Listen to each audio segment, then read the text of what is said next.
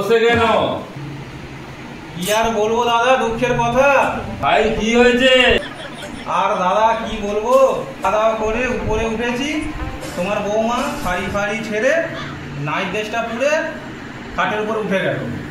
হ্যাঁ, তাতে কি হয়েছে? কি হয়েছে মানে তারপরে ঘটনা শুনবে। আমাকে তারপর বলে খাটের উপর উঠে পড়েছে, তো নাইট ড্রেস উঠে পড়েছে। আমাকে বলছে এবার তোমার করণীয়টা কি। ও, বুঝতে পেরেছি, তোমার করণীয়টা কি। তুমি সেটা বুঝছো সেটা নয় গো দাদা, ঠিক আছে?